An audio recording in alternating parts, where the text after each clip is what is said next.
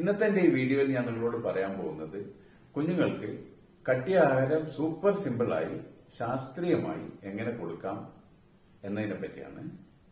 ഞാൻ doctor Ashraf, practising പീഡിയാട്രീഷ്യനാണ്. Medicine specialist clinic എന്ന എന്റെ യൂട്യൂബ് ചാനലിലേക്ക് എല്ലാവർക്കും സ്വാഗതം. വീഡിയോ അവസാനം വരെ കാണുക, കാരണം നിങ്ങൾക്ക് അവസാനത്ത് ഞാനൊരു ബോണസ് പോയിന്റ് വെച്ചിട്ടുണ്ട്. നിങ്ങളുടെ കുഞ്ഞുങ്ങൾ ഭക്ഷണം ചോദിച്ചു വാങ്ങി കഴിക്കാനുള്ള സീക്രട്ടുകൾ. കൂടുതൽ സമയം കളയാതെ നമുക്ക് വീഡിയോയിലേക്ക്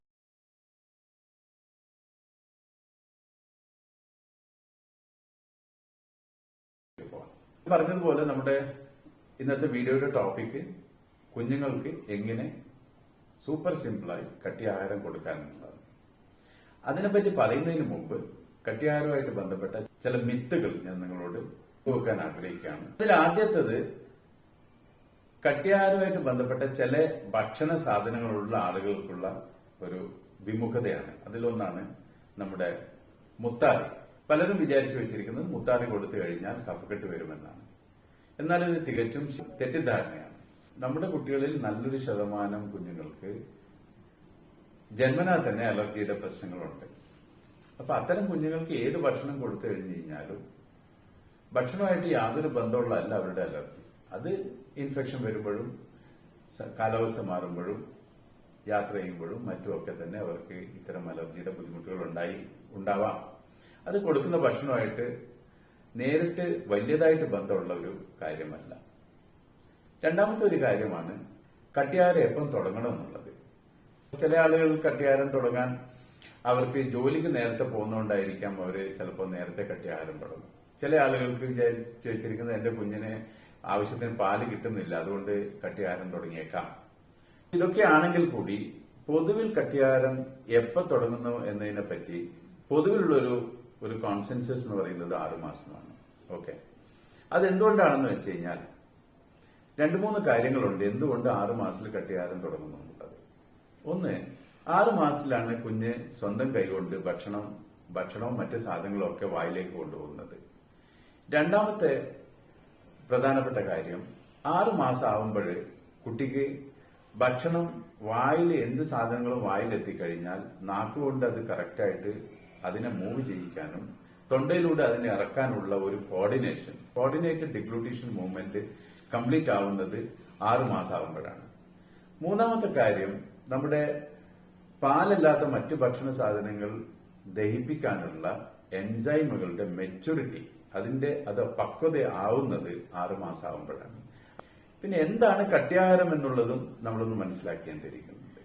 കട്ടിയാഹാരം അഥവാ വീനിങ് ഫുഡ് അഥവാ കോംപ്ലിമെന്ററി ഫുഡ് എന്ന് പല പേരുകളിൽ അറിയപ്പെടുന്ന ഈ സാധനം, നമ്മുടെ ജനിച്ച ഒരു കുഞ്ഞ് അതിനൊരു സമയം എത്തുമ്പോൾ അമ്മയുടെ മുലപ്പാല് കൊണ്ട് മാത്രം അതിന്റെ പോഷക ആവശ്യങ്ങൾ നിറവേറ്റപ്പെടാതെ ആവും.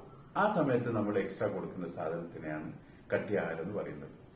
ഇതാണ് നമ്മൾ 6 മാസം ആകുമ്പോൾ കൊടുക്കുന്നത്. 6 മാസം വരെ സാധാരണഗതിയിൽ പാലുള്ള ഒരു അമ്മയെ സംബന്ധിച്ചിടത്തോളം അമ്മയുടെ പാല് മാത്രം മതി.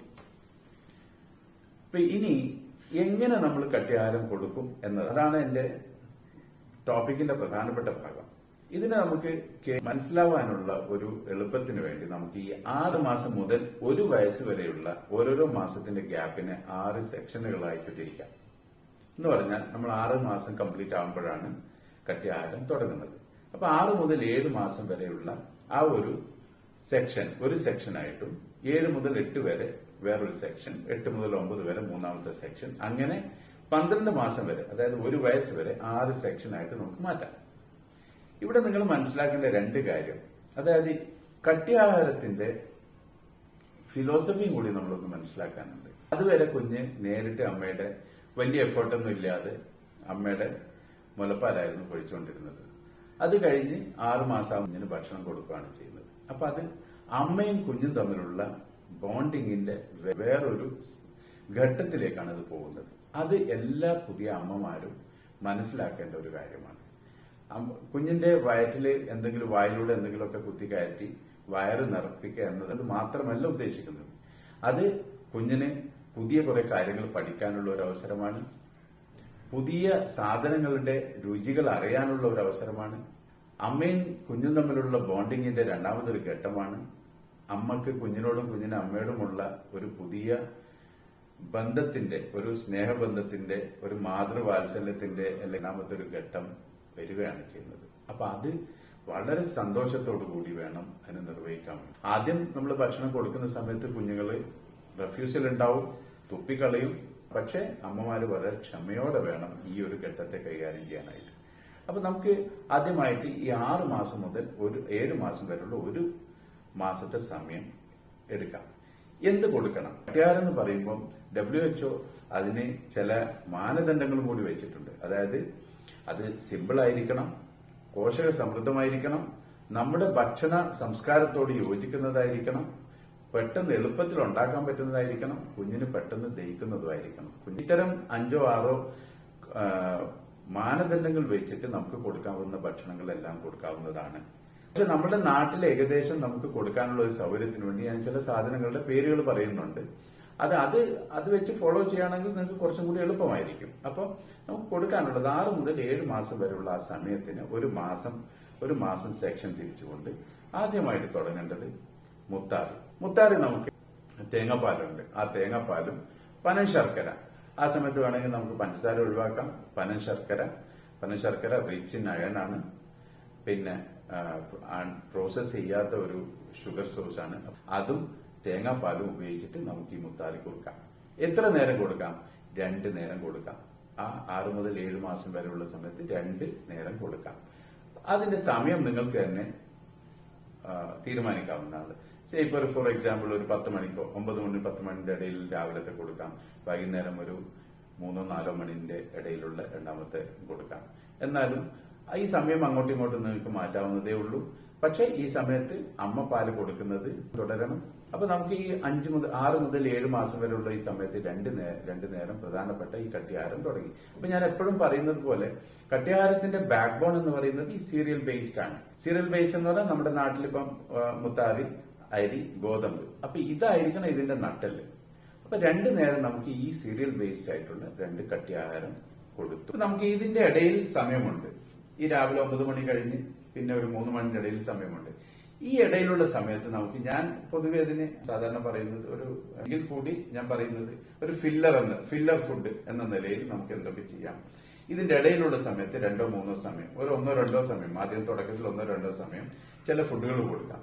അതിൽ പെട്ടതാണ് നമുക്ക് പൊട്ടാറ്റോ മാഷ് ചെയ്ത് കൊടുക്കാം, ക്യാരറ്റ് മാഷ് ചെയ്ത് കൊടുക്കാം, പഴം പുഴുകിയത് നമ്മുടെ നാട്ടിൽ സുലഭമായി കിട്ടുന്ന സാധനമാണ് നേന്ത്രപ്പഴം അല്ലെങ്കിൽ ചെറുപഴം, അല്ലെങ്കിൽ അവരവരുടെ ഓരോരോ പ്രദേശത്ത് ലഭ്യമായിട്ടുള്ള പഴങ്ങൾ. അപ്പൊ അത് വേണം പുഴുങ്ങി കൊടുക്കാം. അതല്ലെങ്കിൽ ഒരല്പം ഫ്രൂട്ട് ജ്യൂസ് കൊടുക്കാം. അല്ലെങ്കിൽ ഫ്രൂട്ട്സ് തന്നെ ഇത്തിരി വേണമെങ്കിൽ ആദ്യകാലത്തൊന്ന് പുഴുങ്ങിയിട്ടോ മാഷ് ചെയ്തിട്ട് കൊടുക്കാം. അതല്ലെങ്കിൽ തൊലി ഒഴിവാക്കിയിട്ട് ഉൾഭാഗം, ഇപ്പം ആപ്പിളിന്റെ പോലത്തെ സാധനങ്ങളൊക്കെ ആണെങ്കിൽ ഉള്ളി ചുരണ്ടിയിട്ട് കൊടുക്കാം. അപ്പൊ ഇത്തരം വെറൈറ്റി ആയിട്ടുള്ള സാധനങ്ങൾ നമ്മളൊരു ലിസ്റ്റ് ഉണ്ടാക്കി വെക്കാം. പയറ്, അതല്ലെങ്കിൽ പരിപ്പ്, ഇത്തരം സാധനങ്ങൾ നമുക്കൊരു ലിസ്റ്റ് ഉണ്ടാക്കി വെച്ചിട്ട് ചെറിയ അളവിൽ 2-3 തവണ ഇതിന്റെ ഇടയിലുള്ള സമയത്ത് കൊടുക്കാം. അപ്പൊ നമ്മൾ 6 മുതൽ 7 മാസം വരെയുള്ള സമയം രണ്ട് പ്രാവശ്യം കട്ടിയാഹാരം പ്രധാനപ്പെട്ട ബാക്ക് ബോൺ ആയിട്ടുള്ള മുത്താറി കൊടുത്തു. അതിന്റെ ഇടയിലുള്ള 2-3 സമയത്ത് നമ്മൾ മാറി ചില ദിവസങ്ങളിൽ ചിലതായിട്ട് കൊടുക്കുന്നു. അപ്പൊ ഈ കൊടുക്കുന്ന സമയത്ത് ഒരു കാര്യം ശ്രദ്ധിക്കേണ്ടതെന്ന് വെച്ച് കഴിഞ്ഞാൽ ഈ സാധനങ്ങൾ, ഈ ഇടയിലുള്ള ഈ ഫില്ലർ ഫുഡുകൾ കൊടുക്കുമ്പോൾ ഇതൊന്നും ഓവർഡു ചെയ്യാൻ പാടില്ല. നിങ്ങൾക്ക് മുത്താറി കൊടുക്കുന്നത് ആദ്യകാലത്ത് കുറച്ച് കുറവാണെങ്കിൽ കൂടി പിന്നീട് നമുക്ക് അതിന്റെ ക്വാണ്ടിറ്റി കൂട്ടി കൊണ്ടുവരാം. അതേസമയം ഫില്ലർ ഫുഡുകൾ കൊടുക്കുമ്പോൾ ക്വാണ്ടിറ്റി കഴിയുന്നതും കുറച്ച് ഓവർഡു ചെയ്യാതെ കുഞ്ഞിന് ഭക്ഷണത്തിനുള്ള ഒരു താല്പര്യം ഇല്ലാതായി പോകുന്ന ഒരു അവസ്ഥയിലേക്ക് നമ്മൾ അതിനെ കൊണ്ടുപോകാൻ പാടില്ല. ഈ കൂട്ടത്തിൽപ്പെട്ട ഒരു സാധനം തന്നെയാണ് കായ്പൊടി എന്ന് പറയുന്നത്. അപ്പൊ കായ്പൊടി നമ്മുടെ നാട്ടിൽ ഭയങ്കര പോപ്പുലറാണ്. ഈ പ്രധാന ഭക്ഷണത്തിന് പകരം കായ്പൊടി കൊടുക്കുന്ന ആളുകളുണ്ട്. അതുകൊണ്ട് എന്താ സംഭവിക്കുന്നത് വെച്ച് കഴിഞ്ഞാൽ കുറെ കഴിയുമ്പോഴത്തേക്കും കുഞ്ഞിന്റെ വെയിറ്റ് ഒക്കെ വളരെ കുറയും. കാരണം കായ്പൊടി എന്ന് പറയുന്നത് ന്യൂട്രീഷണലി വളരെ വീക്ക് ആയിട്ടുള്ള ഒരു സാധനമാണ്, വളരെ ഡെഫിഷ്യന്റ് ആയിട്ടുള്ള ഒരു സാധനമാണ്. പഴുത്ത പഴമാണെങ്കിൽ പോലും നമുക്ക് അതിൽ നിന്ന് കിട്ടുന്നത് കുറച്ച് കാർബോഹൈഡ്രേറ്റ്സും കുറച്ച് വൈറ്റമിൻ സിയും കുറച്ച് പൊട്ടാസ്യവും ഒക്കെയാണ് മെയിൻലി കിട്ടുന്നത്. അത് വൈറ്റമിൻ എ ഉണ്ടാവും. അതൊരു ന്യൂട്രീഷണലി ഭയങ്കര റിച്ച് ആയിട്ടുള്ള ഒരു സാധനമല്ല പഴം എന്ന് നമ്മൾ മനസ്സിലാക്കണം. അത് പൊടിച്ചുണ്ടാക്കുമ്പോഴത്തേക്കും നമ്മൾ അത് ഉണക്കി പൊടിക്കുമ്പോഴത്തേക്കും അതിന്റെ വൈറ്റമിൻ സിയും നഷ്ടപ്പെടും. അപ്പം അതുകൊണ്ട് തന്നെ കായ്പൊടി നമ്മളൊരു മെയിൻ ഫുഡായിട്ട് യാതൊരു കാരണവശാലും കൊടുക്കരുത്. കുഞ്ഞുങ്ങളുടെ വെയിറ്റ് വളരെ മോശമാവും, കുട്ടികളുടെ ഗ്രോത്തിനെ വളരെയധികം ബാധിക്കുന്ന ഒരു കാര്യമാണ്. ഇത് കാര്യം ശ്രദ്ധിക്കണം. അത് കഴിഞ്ഞിട്ട് 7 മുതൽ 8 മാസം വരെയുള്ള രണ്ടാമത്തെ സെക്ഷനിലേക്ക് പോവാം. ഈ സമയത്ത് മുത്താറി പ്ലസ് ഒരു ധാന്യം കൂടി നമുക്ക് ഇതിലേക്ക് ആഡ് ചെയ്യാം. അത് നിങ്ങളുടെ കയ്യിലുള്ള 2 ധാന്യങ്ങളാണ്. ഒന്ന് അരി, അതല്ലെങ്കിൽ ഗോതമ്പ്. ഏതാണ് നിങ്ങൾക്ക് സൗകര്യം എന്ന് വെച്ച് കഴിഞ്ഞാൽ രണ്ടാമത്തെ മാസം നിങ്ങൾക്ക് ആഡ് ചെയ്യാം. അപ്പം രണ്ടാമത്തെ മാസം ആകുമ്പോഴത്തേക്കും ഇതേപോലെ തന്നെ 2 നേരം പ്രധാന ഭക്ഷണമായിട്ടുള്ള ഈ സീരിയൽ ബേസ്ഡ് ആയിട്ടുള്ള കട്ടിയാര 2 പ്രാവശ്യം കൊടുത്താൽ മതി. ആ കൊടുക്കുന്നത് മുത്താറി രണ്ടാമത്തെ ഗോതമ്പാണ് നിങ്ങൾ ആഡ് ചെയ്യുന്നുണ്ടെങ്കിൽ മുത്താറി 1 പ്രാവശ്യം കൊടുക്കുക, അല്ലെങ്കിൽ മുത്താറി ഗോതമ്പ് മിക്സ് ചെയ്ത് കൊടുക്കാം. 2 പ്രാവശ്യം, 1 പ്രാവശ്യം മുത്താറി, 1 പ്രാവശ്യം ഗോതമ്പായിട്ട് കൊടുക്കാം. അങ്ങനെ കൊടുക്കുന്നതായിരിക്കും കുറച്ചുകൂടി എളുപ്പം. രണ്ടാമത്തെ മാസം മുത്താറി പ്ലസ് ഗോതമ്പ്, രണ്ടാമത്തെ ധാന്യം കൂടി അതിന്റെ കയറി. ഇതിന്റെ ഇടയിലുള്ള സമയത്ത് എഗെയിൻ നമ്മൾ ആദ്യത്തെ ഒരു മാസം ചെയ്തതുപോലെ തന്നെ ഫില്ലർ ഫുഡുകൾ കൊടുക്കാം. ഫില്ലർ ഫുഡുകൾ ആ ലിസ്റ്റ് ഉണ്ടാക്കി കുഞ്ഞിന്, അപ്പൊ കുറച്ചും കൂടി നിങ്ങൾക്ക് ക്വാണ്ടിറ്റി കുറച്ചും കൂടി കൂട്ടാൻ പറ്റും. ഒരല്പം ക്വാണ്ടിറ്റി നിങ്ങൾക്ക് കൂട്ടാം. അപ്പൊ ഈ സമയത്ത് വേണമെങ്കിൽ കുറച്ച് പശു നെയ്യൊക്കെ ആഡ് ചെയ്യാൻ പറ്റും ഈ ഫില്ലർ ഫുഡുകളിലും. ഈവൻ കുറുക്കുകളിൽ പോലും തന്നെ കുറുക്കായി കൊടുക്കുമ്പോൾ തന്നെ കുറച്ച് പശു നെയ്യ്. കാരണം പശു നെയ്യ് എന്ന് പറഞ്ഞു കഴിഞ്ഞാൽ നമ്മുടെ ഫാറ്റ്സ് ആൻഡ് ഓയിൽ അത് എപ്പോഴും പാലറ്റബിലിറ്റി കൂട്ടും.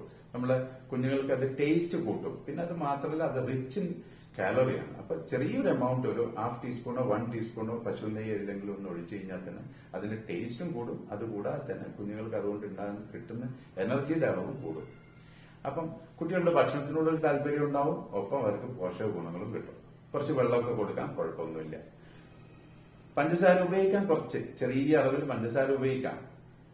സാൾട്ടും ഉപയോഗിക്കാം. പലരുടെയും ഒരു തെറ്റിദ്ധാരണയാണ് സാൾട്ട് ഈ സമയത്ത് കുഞ്ഞുങ്ങൾക്ക് കൊടുത്തുവിടുക എന്നുള്ളത്. അങ്ങനെ ഒന്നുമില്ല. നമ്മൾ സാധാരണഗതിയിലുള്ള ചെറിയ എമൗണ്ട് ഓഫ് നമ്മുടെ ടേസ്റ്റിന് വേണ്ടിയുള്ള സാൾട്ട് കുഞ്ഞുങ്ങളുടെ കിഡ്നിക്ക് പ്രത്യേകിച്ച് ഒരു വലിയ ഭാരമൊന്നും ഉണ്ടാക്കില്ല.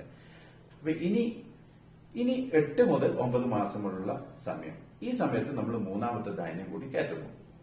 അത് നമ്മളിപ്പോ ആദ്യം മുത്താറി കൊടുത്തു, രണ്ടാമത്തെ മാസം മുത്താറി പ്ലസ് ഗോതമ്പ്, മൂന്നാമത്തെ മാസം മുത്താറി ഗോതമ്പ് അരി.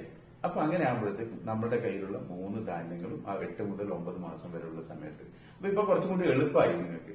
വേണമെങ്കിൽ നമുക്ക് ഈ 8 മുതൽ 9 മാസം വരെയുള്ള സമയം നമുക്ക് 2 നേരം എന്നുള്ളത് 3 നേരം കട്ടിയാരാക്കാം, ഇപ്പം ചെയ്യാം. അപ്പൊ എത്രയായി? 9 മാസം അപ്പോഴത്തേക്കും കംപ്ലീറ്റ് ആയി. 9 മാസം കംപ്ലീറ്റ് ആകുമ്പോഴത്തേക്കും കുഞ്ഞിന് 3 ധാന്യങ്ങൾ കിട്ടി. കുട്ടി ഭക്ഷണത്തിനോടുള്ള ഒരു ഇൻട്രസ്റ്റ് കൂടുതൽ ഉണ്ടാക്കി വരികയാണ്. ഇത് കഴിഞ്ഞ് 9 മുതൽ 10 മാസം വരെയുള്ള ആ ഒരു സമയം അതുപോലെ തന്നെ നിങ്ങൾക്ക് കണ്ടിന്യൂ ചെയ്യാം. ഇനി 10 മാസം കംപ്ലീറ്റ് ആവുമ്പോൾ വളരെ പ്രധാനപ്പെട്ട ഒരു കാര്യം നിങ്ങൾ ഇവിടെ ചെയ്യേണ്ടത് എന്താണെന്ന് വെച്ച് കഴിഞ്ഞാൽ നോൺ വെജ് ഇവിടെ ആഡ് ചെയ്യണം. കുട്ടികൾക്ക് പ്രോട്ടീന്റെ ആവശ്യമുണ്ട്.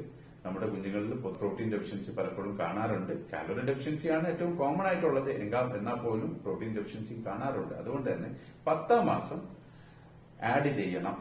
അത് ആനിമൽ പ്രോട്ടീനോടുള്ള അലർജി ഉണ്ടാക്കുന്ന ഇൻസിഡൻസ് ഒരല്പം കുറക്കും എന്നാണ് സ്റ്റഡീസ് പറയുന്നത്. എന്ത് നോൺ വെജ് ആണ് ആഡ് ചെയ്യേണ്ടത്? നമ്മുടെ നാട്ടിൽ ഏറ്റവും നന്നായിട്ട് കൊടുക്കാൻ പറ്റുന്ന ഒരു സാധനം ഫിഷാണ്. സ്മോൾ ഫിഷ്, മത്തി ഉണ്ടാവും, അയില ഉണ്ടാവും, അല്ലെങ്കിൽ അടുത്ത ഏറ്റവും നല്ലൊരു സാധനമാണ് എഗ്ഗ്. മൂന്നാമത്തെ ഒരു നല്ല സാധനമാണ് ചിക്കൻ. അപ്പൊ നമുക്ക് ഈ 3 സാധനത്തിൽ പിടിക്കാം: ഫിഷ്, എഗ്ഗ്, ചിക്കൻ. ബാക്കി അത് നിങ്ങളുടെ കൾച്ചറിനനുസരിച്ചിട്ട്. ഞാൻ ഈ നോൺ വെജ് ആഡ് ചെയ്യുന്ന കാര്യം പറയുമ്പോൾ ഒരു പ്രധാനപ്പെട്ട ഒരു കാര്യമുള്ളത്, നോൺ വെജ് കൾച്ചറിൽ ഉപയോഗിക്കാത്ത ആളുകളാണെന്നുണ്ടെങ്കിൽ ഈ സമയത്ത് നമുക്കത് വേണ്ട.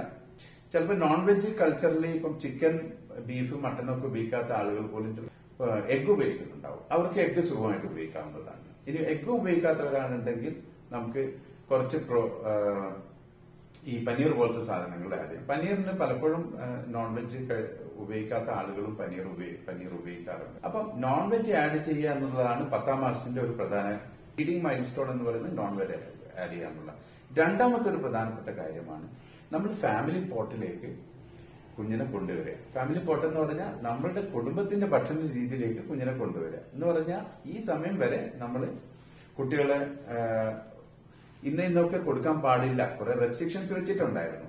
ഇനി നമ്മൾ ആ റെസ്ട്രിക്ഷൻസ് മെല്ലെ ഒഴിവാക്കുകയാണ്. അപ്പം എല്ലാ ഫുഡുകളും നമ്മൾ കഴിക്കുന്ന എല്ലാ ഫുഡുകളും ചെറിയ ക്വാണ്ടിറ്റിയിൽ എല്ലാം ട്രൈ ചെയ്യുന്ന ഒരു സമയമാണ് 10ാം മാസം മുതൽ വരുന്നത്. അങ്ങനെ ആകുമ്പോഴത്തേക്കും നിങ്ങൾക്ക് ആ ടൈം അതുപോലെ തന്നെ കീപ്പ് ചെയ്യാം. ഒപ്പം കൂടുതൽ സാധനങ്ങൾ കൊടുക്കുകയും ചെയ്യാം. എന്ന് പറഞ്ഞാൽ നിങ്ങൾ അതുവരെ കൊടുക്കാതിരുന്ന, ഇപ്പൊ നമുക്ക് നോൺ വെജ് പ്രധാനപ്പെട്ട ഒരു സാധനം കയറി, അപ്പൊ അതുപോലെ തന്നെ നമ്മൾ ഇതുവരെയും കുഞ്ഞിന് കൊടുക്കാതിരുന്ന നമ്മളുടെ ഫാമിലിയിൽ എല്ലാവരും ഉപയോഗിക്കുന്ന മറ്റ് ഭക്ഷണ രീതികൾ ചെറിയ അളവിൽ കൊടുക്കാം. ഈ 12 മാസമായി കഴിഞ്ഞാൽ പിന്നെ നമ്മൾ കൊടുക്കുന്ന എല്ലാ സാധനങ്ങളും പകുതി അളവിൽ കുഞ്ഞിനും ആവശ്യമുള്ളതാണ്. നിങ്ങൾ രാവിലെ 4 ദോശ തിന്നുണ്ടെങ്കിൽ 2 ദോശ കുഞ്ഞിനുള്ളതാണ്. നിങ്ങൾ ശരിക്കും 6 മാസം മുതൽ ഇതുപോലെ കൃത്യമായിട്ട് ഫുഡ്, ഈ ഒരു സിസ്റ്റത്തിൽ ഫുഡ് കുഞ്ഞിന് ഫുഡ് കൊടുക്കുകയും കോംപ്ലിമെന്ററി ഫീഡിങ് ഇത്രയും കൃത്യമായിട്ട് കൊണ്ടുപോവുകയാണെങ്കിൽ ഭക്ഷണ രീതിയുമായി ബന്ധപ്പെട്ടിട്ട് ഒരു ബുദ്ധിമുട്ടുള്ള ഒരു കുട്ടിയായി മാറില്ല. നിങ്ങൾ കഴിക്കുന്നതിന്റെ പകുതി അളവ് ഒരു ബുദ്ധിമുട്ടും ഇല്ലാതെ കുഞ്ഞ് കഴിച്ചിരിക്കും. ഇതാണ് നമ്മൾ 1 വയസ്സ് വരെയുള്ള ഒരു കട്ടിയായ രീതി. അപ്പം ഇനി ഞാൻ ആദ്യം നിങ്ങളോട് പറഞ്ഞ ബോണസ് പോയിന്റിന്റെ കാര്യം പറയാം. 3-4 കാര്യങ്ങൾ നിങ്ങളുടെ കുഞ്ഞിന് തുടക്കം മുതലേ കട്ടിയാഹാരം കൊടുക്കുന്നത് സമയം മുതൽ 6 മാസം മുതൽ ശ്രദ്ധിക്കേണ്ട പ്രധാനപ്പെട്ട കുറച്ച് കാര്യങ്ങളുണ്ട്. ഒന്ന് നമ്പർ 1, ഒരു സ്ഥലം നിങ്ങൾ ആദ്യമേ ഫിക്സ് ചെയ്യണം. കുഞ്ഞിന് ആഹാരം കൊടുക്കാനുള്ള ഒരു സ്ഥലം നിങ്ങൾ ഫിക്സ് ചെയ്യണം. രണ്ടാമത്തത് ടൈം ഫിക്സ് ചെയ്യണം. മൂന്നാമത്തത് ആരാണ് കൊടുക്കുന്നതെന്ന് ഫിക്സ് ചെയ്യണം. നാലാമത്തത് ഒരു ഡിസ്ട്രാക്ഷൻ ഉണ്ടാവാൻ പാടില്ല. ഈ ഓരോ കാര്യങ്ങളും നമുക്ക് ചെറുതായിട്ടൊരു ഡീറ്റെയിൽ നോക്കാം. അതായത് നിങ്ങളുടെ സമയം നിങ്ങൾ ഫിക്സ് ചെയ്യണം. സമയം എന്ന് പറഞ്ഞു കഴിഞ്ഞാൽ കുട്ടിക്ക് ആഹാരം കൊടുക്കുന്ന സമയം. ഇപ്പൊ നിങ്ങൾ രാവിലെ 9 മണിക്ക് ആദ്യത്തെ മെയിൻ ഫുഡ് കൊടുക്കുന്നു, 3 മണിക്ക് കൊടുക്കുന്നു. ഇത് ഫിക്സ് ചെയ്തിരിക്കണം. ഇതിന്റെ ഇടയിൽ നിങ്ങൾ ഫില്ലർ ഫുഡ് കൊടുക്കുന്ന സമയം ഫിക്സ് ചെയ്തിരിക്കണം. നമ്മൾ മറ്റ് മൃഗങ്ങൾക്കൊക്കെ ഭക്ഷണം കൊടുക്കുന്ന നോക്കും. നമ്മുടെ വീട്ടിലൊരു പട്ടി പോയിട്ടുണ്ടെങ്കിൽ അതിലൊരു ടൈമിനാണ് നമ്മൾ ഭക്ഷണം കൊടുക്കുന്നത്. അപ്പൊ ആ സമയം നമ്മൾ കീപ്പ് ചെയ്യുകയാണെങ്കിൽ കറക്റ്റ് ആ സമയത്ത് ആ പട്ടി വന്നിട്ട് ഏതെങ്കിലും വിധത്തിലുള്ള ഒരു ക്യൂ നമുക്ക് തരും. വിശക്കുന്നുണ്ടെന്നുള്ളൊരു ക്യൂ തരും. വീട്ടിലെല്ലാ ദിവസവും മീൻ വിൽക്കുന്ന ആൾക്കാർ സൈക്കിളിൽ വരുന്നുണ്ടെന്ന് വിചാരിക്കാം. അവിടെ ഒരു പൂച്ചയുണ്ട്. കൃത്യം 11 മണിയാകുമ്പോൾ സൈക്കിളിന്റെ ബെല്ലടി കേൾക്കുമ്പോൾ പൂച്ച ഓടി വരും. അത് എന്തുകൊണ്ടാണെന്ന് വെച്ച് കഴിഞ്ഞാൽ കുറെ കാലങ്ങൾ കൊണ്ട് അതിന്റെ ആ ഒരു ക്ലോക്ക്, ആ ഒരു ഇന്റേണൽ ക്ലോക്ക്, ഫുഡുമായിട്ട് ബന്ധപ്പെട്ട ഇന്റേണൽ ക്ലോക്ക് സെറ്റിൻ ആയതുകൊണ്ടാണ്. രണ്ടാമത് സ്ഥലം ഫിക്സ് ചെയ്യണം. വളരെ ഇമ്പോർട്ടന്റ് ആണത്. പലപ്പോഴും നമ്മുടെ വീടുകളിൽ ഭക്ഷണം കൊടുക്കുന്നത് ആളുകളൊക്കെ സംസാരിച്ചുകൊണ്ടിരിക്കുന്ന സമയത്ത് കുട്ടിക്ക് ഭക്ഷണം കൊടുക്കും, TV കണ്ടുകൊണ്ട് ഭക്ഷണം കൊടുക്കും. അപ്പൊ അതിനൊരു സ്ഥലം ഫിക്സ് ചെയ്തിട്ടില്ലെങ്കിൽ ഈ കുട്ടിക്ക് ആ സ്ഥലവും ആ ഭക്ഷണവും തമ്മിലുള്ള ഒരു റിലേഷൻ ഉണ്ടാവില്ല. നമുക്കറിയാം, നമ്മളൊക്കെ ചില സ്ഥലം, നമ്മളിപ്പം ഓഫീസ് ജോലി ചെയ്യുന്നവരാണെന്നുണ്ടെങ്കിൽ ഉച്ചയ്ക്ക് നമ്മൾ സ്ഥിരം ഭക്ഷണം കഴിക്കുന്ന ഒരു ഹോട്ടലിൽ പോവുകയാണെങ്കിൽ ആ ഹോട്ടലിന്റെ അടുത്ത് എത്തുമ്പോഴത്തേക്കും ഒരു കാളിച്ച ഉണ്ടാവും. അവിടെ പോയി ആ ബെഞ്ചിൽ ഇരിക്കുമ്പോഴത്തേക്കും നമ്മൾ ഭക്ഷണം വിശപ്പിന്റെ മൂർധന്യ അവസ്ഥയിലെത്തും. ഓക്കെ, അപ്പൊ അതുപോലെ തന്നെയാണ്. ഇനി മൂന്നാമത്തെ കാര്യം ആര് കൊടുക്കുന്നു എന്നുള്ളത്. അതും വളരെ ഇമ്പോർട്ടന്റ് ആണ്. ഇപ്പൊ നമ്മൾ ഒരാൾ തന്നെ ഭക്ഷണം കൊടുക്കുകയാണെങ്കിൽ ആ സമയത്ത് ആ സ്ഥലത്ത് വെച്ച് ആ അമ്മയെ കാണുമ്പോൾ ആ കുഞ്ഞിന് ഒരു വിശപ്പുണ്ടാവും. ഇന്റേണൽ ക്ലോക്ക് സെറ്റിൻ ചെയ്യുന്നതാണ്. അത് ശാസ്ത്രീയമായിട്ട് തെളിയിക്കപ്പെട്ട കാര്യങ്ങളാണ്. ഇനി നാലാമത്തെ കാര്യം, ഡിസ്ട്രാക്ഷൻ ഉണ്ടാകാൻ പാടില്ല. ഡിസ്ട്രാക്ഷൻ എന്ന് പറയുമ്പോൾ നമ്മുടെ നാട്ടിൽ TV, പാട്ട് പാടി കൊടുക്കുക, മൊബൈൽ കൊടുക്കുക, മറ്റ് കുട്ടികളുണ്ടെങ്കിൽ ചേച്ചിമാരോ ചേട്ടന്മാരോ വലിയ കുട്ടികളോ ഉണ്ടെങ്കിൽ അവര് വന്നിട്ട് കളിപ്പിച്ചുകൊണ്ട് ഭക്ഷണം കൊടുക്കുക. ഇതെല്ലാം കുട്ടികളിൽ ഭക്ഷണത്തിനോട് ഡിസ്ട്രാക്ഷൻ ഉണ്ടാക്കും. അവരുടെ ആ ഒരു കോൺസെൻട്രേഷൻ എന്ന് പറയുന്നത് ഈസിലി ഡിസ്ട്രാക്റ്റബിൾ ആണ്. അതുപോലെ തന്നെ മൊബൈലുകൾ ഇപ്പോഴത്തെ ഏറ്റവും വലിയ വില്ലനാണ് മൊബൈലുകളും TV ഒക്കെ തന്നെ. അപ്പൊ ഈ 4 കാര്യങ്ങൾ, ഏറ്റവും കുറഞ്ഞ ഈ 4 കാര്യങ്ങൾ കുട്ടികളെ ഭക്ഷണം കൊടുക്കുമ്പോൾ ശ്രദ്ധിക്കുകയാണെങ്കിൽ, ഞാൻ ഈ പറഞ്ഞ 4 കാര്യങ്ങളും കീപ്പ് ചെയ്യുകയാണെങ്കിൽ നിങ്ങളുടെ കുഞ്ഞ് ഒരു സംശയം വേണ്ട സമയത്ത് നിങ്ങളുടെ അടുത്ത് വന്നിട്ട് ഭക്ഷണം ചോദിച്ച് വാങ്ങിച്ച് കഴിക്കും. അത് തുടക്കം മുതൽ തന്നെ ശീലമാക്കാൻ ഒരല്പം ബുദ്ധിമുട്ടാണ്. പക്ഷെ അത് വളരെ സ്ട്രിക്റ്റ് ആയിട്ട് ഫോളോ ചെയ്യുകയാണെങ്കിൽ നിങ്ങളുടെ ടെൻഷനും കുറയും, കുഞ്ഞ് നന്നായിട്ട് ഭക്ഷണം കഴിക്കും, ആരോഗ്യമുള്ള ഒരു കുട്ടിയായി മാറും. അപ്പൊ നിങ്ങൾക്ക് ഈ വീഡിയോ ഇഷ്ടപ്പെട്ടെങ്കിൽ, ഉപകാരപ്രദമാണെന്ന് തോന്നുന്നെങ്കിൽ നിങ്ങൾ എനിക്കൊരു തംസപ്പ് തരിക. അതെന്നെ സംബന്ധിച്ചിടത്തോളം വലിയ കാര്യമായിരിക്കും. അത് കൂടാതെ നിങ്ങൾക്ക് ഈ ടോപ്പിക്കുമായിട്ട് ബന്ധപ്പെട്ട സംശയങ്ങൾ കമന്റ് സെക്ഷനിൽ ഇടാവുന്നതാണ്. ഞാൻ അതിന് മറുപടി നൽകുന്നതാണ്. So thank you so much.